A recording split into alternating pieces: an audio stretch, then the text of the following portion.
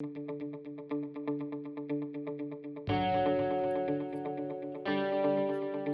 morning, my name is Chris Fox and I need a haircut. I'm seeing myself larger on the screen these days, as you can tell from the more recent videos, and I can see a lot more of the details of my face.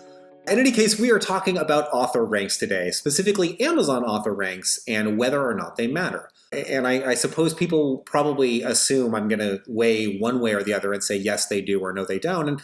And the truth is, they do to some authors, but not to others. And you're going to have to decide whether or not you fall into the camp that cares about author ranks. So some of the advantages of sustaining a great author rank on Amazon is discoverability to fans. Readers check those lists. So if you are, let's say, number 18 in science fiction, then when readers look down that page to see who's ranking well, you're going to be one of the first people that they see. And if they like your book covers, they're going to click through. So it is a way to sell books directly, but that's probably the least important reason to be ranked in the top 100 of the authors in your genre. More important reasons are you've got executives from Hollywood producers that are looking at those same lists, trying to find the next great IP so that they can have the next Expanse. So if you're interested in things like movie deals and TV deals, this can be a way to get them.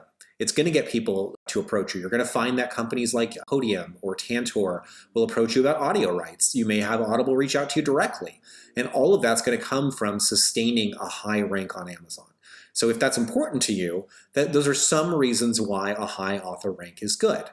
There's a lot of reasons why it can be, but unfortunately, sustaining such an author rank requires you to release books constantly. And if you don't, your author rank will begin to fall very, very quickly. And you can sort of keep it up there if you're running some promotions, but really, if you're not releasing new content constantly, it's very, very difficult to sustain. And so I deal with a lot of authors who realize that there are some pretty big advantages to having your name up there constantly and are wondering how they can get there and are sort of dejected that they're not able to do so. But there is another model, another way that you can sell books that does not rely on your author rank. You don't necessarily have to be constantly rank chasing.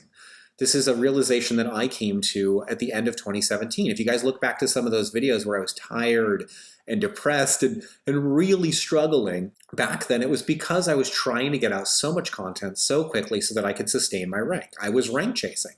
And I'm not going to lie, part of the reason why I do that is because in Author High School, the group that we're all a part of, there are lots of cliques, and your social status, your street cred is tied very closely to your Amazon author rank. And so, it was hard to see my rank sliding and realizing, I used to be number 18 and now I'm falling out of the top 100 entirely. Oh God, what should I do?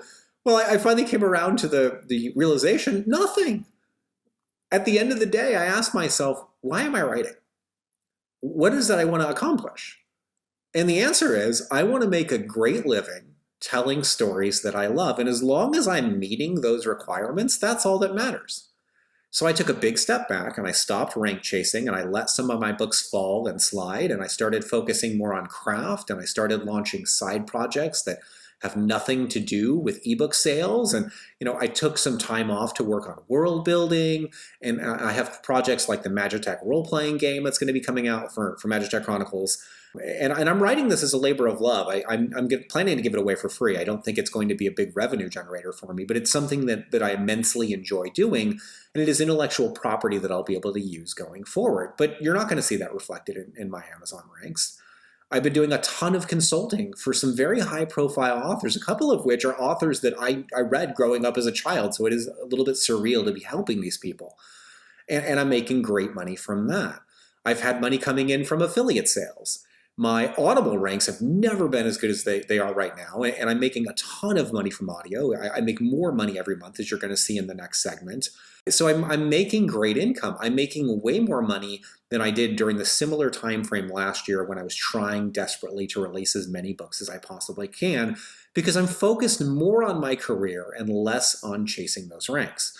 So we'll go over some specific numbers in the next segment of the video, and you'll see sort of what the percentage of Kindle Unlimited is for me. And you'll notice that it's way lower than it is for most authors in my genre who are doing really well, because I am learning to sell books other ways, and I'm also learning to find new revenue streams. I'm fortunate enough that I run this YouTube channel and that I speak all over the world, and that allows me to monetize in ways that many authors cannot, and I'm sort of branching into that. So as one of the examples, one of the projects that I've been working on this year, I'll be speaking at PNWA, that's the Pacific Northwest Writers Association up in Seattle, and I'm going to be teaching something that I call the Write to Market Masterclass. It's a 3-hour course, and I'm obviously teaching it in person because I want that real-world feedback from these people. And I know that every time I mention the possibility of me doing a course, that's automatically going to generate some dislikes and some hate mail saying that I've sold out. That's fine. Feel free to send that.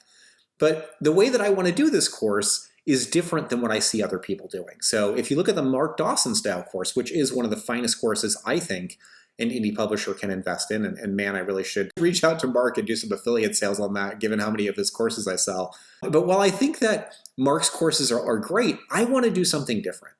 So what I'm setting up with the Write to Market Masterclass is I'm going to have very small class sizes, probably 20 to 30 students. I'm probably going to charge a lot for it. I don't know what it's going to be, but let's say, just pulling a number out of my hat, maybe I ask $600. So 30 people at $600, that's $18,000 for a course. And what I would do is work one-on-one with each of those authors to write to market. So they would come up with their plan, they would do their research, and I would grade it, just like if you were going into a real college classroom. And I'll probably give the option of not getting a grade, but I want to be able to work with those authors and see that all of them succeed. And sure, that'll be less profitable than if I just opened up a wide course to everybody, but I feel like it's sustainable. If I were to run 3 Write-to-Market masterclasses a year, that would be still fun for me, and I'd make a lot of money doing it. And that's not reflected in my Amazon author ranks. Building a role-playing game is not reflected in my Amazon author ranks. A lot of stuff isn't. So let's go ahead and look at my numbers for the year, and you're going to see the kind of income that I'm earning, despite the fact that I'm totally flying under the radar with my ranks. I've never been this poorly ranked in most of the categories that I'm in, but I'm making more money than ever. And that's the important thing to me. I get to do what I love, and I'm not stressed out. I'm not trying to rank chase. I'm not feeling the need to co-author with 14 different people and, to be putting out a book every 6 weeks. I am putting out books. I released the last one in February, so it has been a while. And if you guys remember, Spellship had a very low effort launch. But today, as a matter of fact, I have another book coming out. It's called Dryker's Folly, and it's part of a box set, as you'll see in the next segment. We'll take a brief peek at that. And then I've got another novel coming out next month. That's War Mage. So it's not that I've stopped writing or anything. It's just that I'm now also introducing in other revenue streams because, guys, I don't want to be beholden to Amazon forever. I don't want to worry that they're going to, in an attempt to get rid of scammers, crush my KDP account, and all of a sudden my income goes from $20,000 or $30,000 a month, mostly KU, to I'm not making more than $5,000 a month. I mean, that scares me. So I'm being proactive, and I'm sort of migrating parts of my business away from Amazon while still making a very healthy profit on it. So without further ado, guys, let's jump into the next segment and we'll take a look at my screen. Okay, so what we're looking at here is my Amazon author ranks, and I'm just doing the last 2 years because if I do all available, you're going to see my ranks are really bad in the beginning, so it gets really difficult to tell sort of what ranks matter. You don't see much variation because they were so low in the beginning. So if we just look at the last 2 years, you can see that I have spikes that are getting me up to the top 400 in the world as far as authors go. But those don't last very long and I quickly fall. And if you drill down into, say, just science fiction, it's a rosier picture. So I've managed to hold rank for a period of time where I stayed in the top 100 for a long, long time in the past. But more often than not, I'm not in the Amazon top 100. As of right now, today, I'm number 216 in the world for science fiction authors. But it's important to realize, like I said in the first part of the video, I've only released 1 science fiction novel this year. So that was Spellship, and that was back in February. And I did a low-effort launch. I didn't tell very many people about it. I didn't try to push it very hard because I have scheduled a much larger launch when War Mage comes out, and that's when I'll be really pushing hard to sell those books. So what does this translate into? I mean, you can see that my ranks are sort of flying under the radar. I'm not currently ranking on the bestseller lists. Well, this is my year so far. Now, when you're looking at these numbers, I want you to remember, first off, if you looked at the last income video that I did, which was in January, I said I need to earn about $10,000 a month in order to live, basically. So that pays my salary and allows me to pay rent and stuff. That takes care of all the bills for the business, everything from advertising to artwork to editing, all that stuff. So $10,000 is kind of my nice round figure. And I am earning about $10,000 a month on average from Amazon ebook sales alone. But on top of this, I have audio sales, I have paperback sales, I have affiliate income. I have so many new sources of revenue. And if you add all those up together, I'm not going to do a full income video here, but I will later this year. You're looking at about $8,000 a month. So if you subtract that $8,000 a month, really what I need to be making in ebooks is $2,000 a month. And on average, I'm still pulling in $10,000 a month. And what's really important here is not just the number, how much money I'm making, it's how I'm making that money.